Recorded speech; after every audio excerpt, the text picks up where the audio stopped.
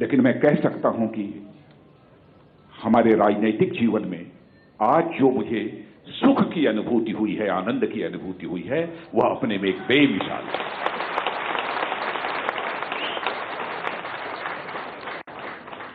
आप यह पूछेंगे कि क्यों आपको इतनी सुखद अनुभूति हुई है। मैं देश के एक राज्य का, उत्तर प्रदेश का मुख्यमंत्री भी रह चुका हूं, भारत सरकार में 2-2 बार मंत्री भी रह चुका हूं, पार्टी का राष्ट्रीय अध्यक्ष भी रह चुका हूं, आज भी पार्टी का अध्यक्ष हूं। लेकिन आज मैं कह रहा हूं कि मुझे सुखद अनुभूति हुई है, तो इसलिए हुई है कि अपने राजनीतिक जीवन में भी आज आप जो कुछ भी हमने किया है वह केवल दल के लिए नहीं किया है, बल्कि देश के लिए किया है, इसलिए मुझे सुखद अनुभूति।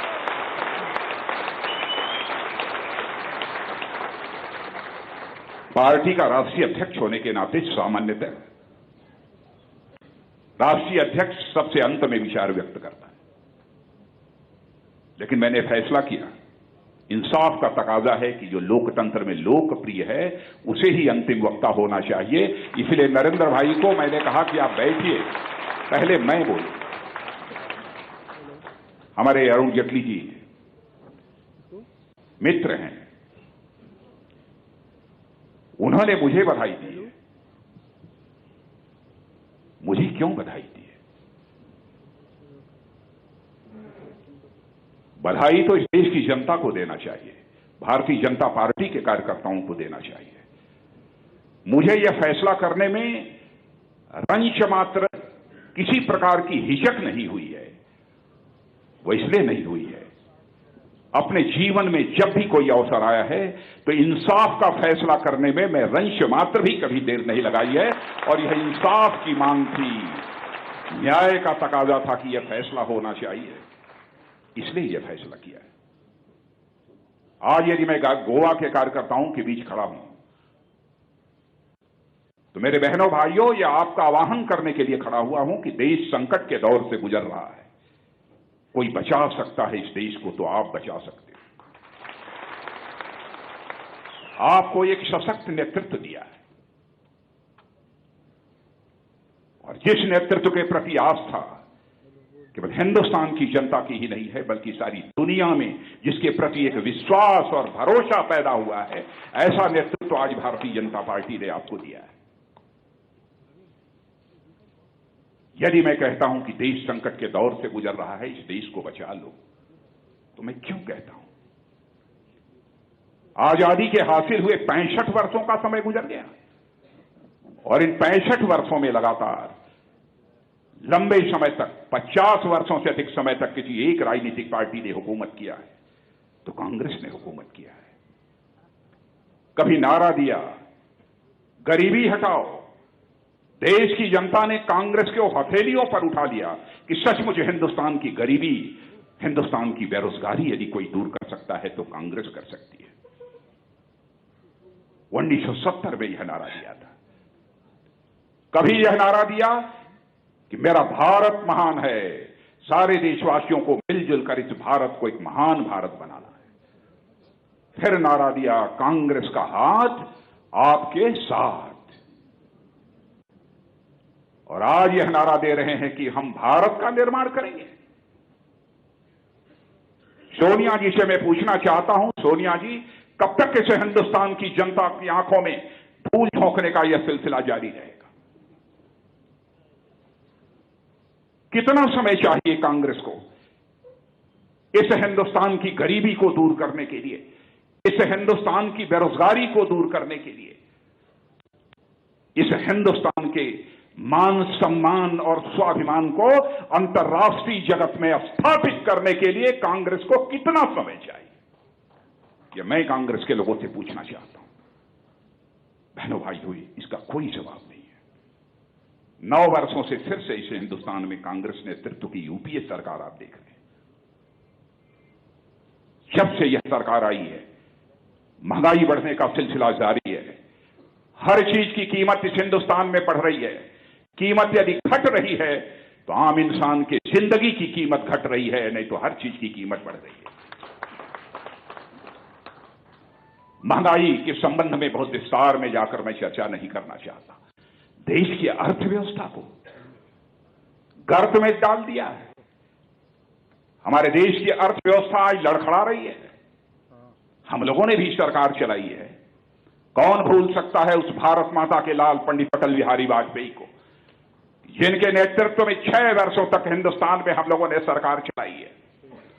उसमें भारत ही नहीं, दुनिया का भी अर्थशास्त्री ये कहने को मजबूर हो गया था कि हिंदुस्तान में भी ऐसे ही भाजपा की सरकार चलती रही तो वह दिन दूर नहीं है कि हिंदुस्तान दुनिया का सबसे धनवान देश बन जाएगा, दुनिया का सबसे ताकतवर देश बन जाएगा।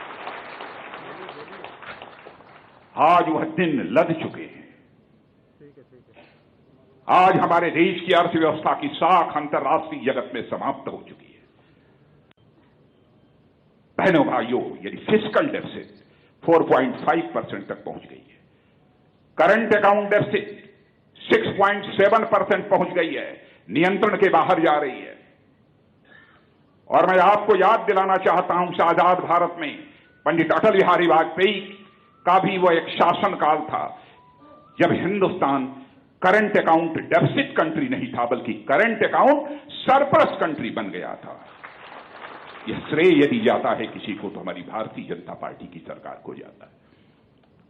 नौजवान यहां पर बड़ी संख्या में बैठे, मैं नौजवानों से कहना चाहता हूं, 50-55 वर्षों के अपने शासनकाल में आपके साथ धोखा, आपके साथ विश्वासघात इस हुकूमत ने किया है। आप, मैं जानता हूं, पढ़े लिखे लोग हैं, वेल स्किल्ड हैं, आपके पास योग्यता है, प्रतिभा है और कुछ कर गुजरने की आपके अंदर क्षमता है, कुवत है। इस सच्चाई को भी मैं अच्छी तरह जानता हूं। लेकिन आज आप रोजगार की तलाश में दर दर की ठोकर खा रहे हैं और ये सरकार आंख बंद किए हुए बैठी हुई है। उठाकर आंकड़े देख लीजिए, आंकड़ा यह हमारा नहीं है, नेशनल सैंपल सर्वे ऑर्गेनाइजेशन का आंकड़ा है।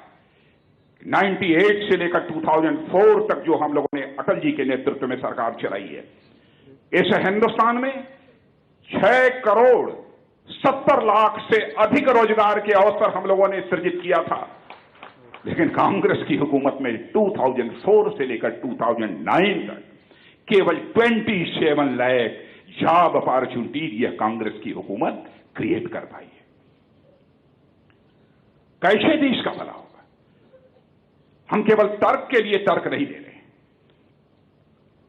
हम यदि बातें कह रहे हैं तो आंकड़ों के आधार पर कह रहे हैं। गवर्नमेंट एजेंसीज के जो आंकड़े हैं उनकी चर्चा आप सबके बीच कर रहा हूं। बहनों भाइयों, केवल आर्थिक मोर्चे पर ही हमारा देश संकट से नहीं जूझ रहा है। हर मोर्चे पर आंतरिक वाय सुरक्षा का संकट निरंतर गहरा होता जा रहा है।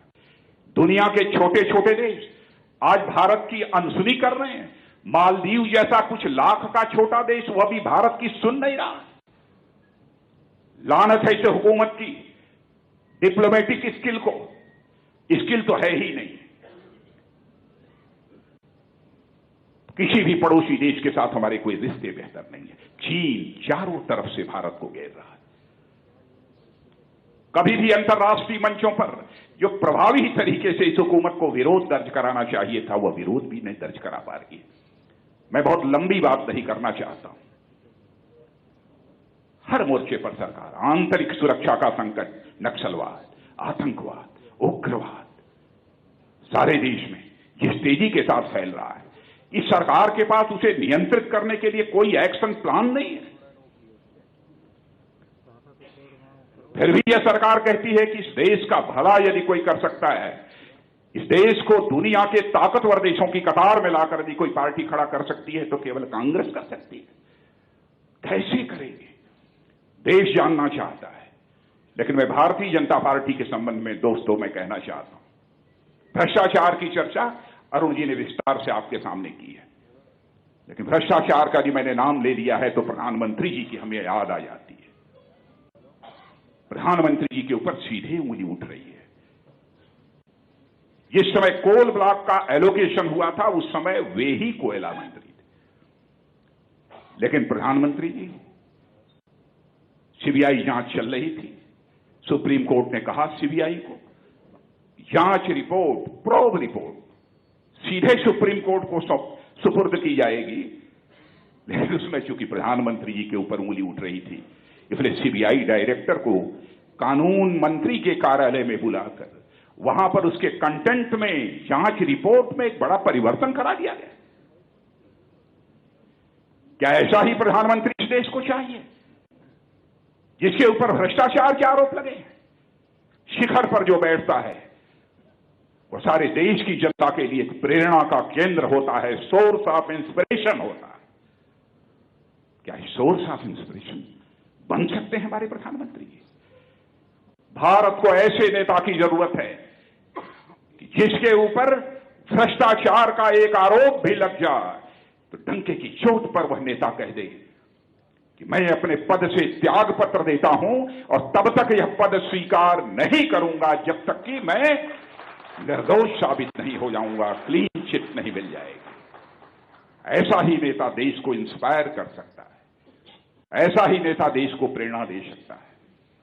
और मैंने तो अपनी कार्यकारिणी की बैठक में भी कहा कि प्रधानमंत्री जी, यह लोकतंत्र है, लोकतंत्र बिना लोकलाज के नहीं चल सकता है, परिवार भी बिना लोकलाज के नहीं चलता है, यह लोकशाही लोकलाज के बिना कैसे चलेगी? प्रधानमंत्री जी को तुरंत अपने पद से त्यागपत्र देना चाहिए था, लेकिन नहीं दे पाए।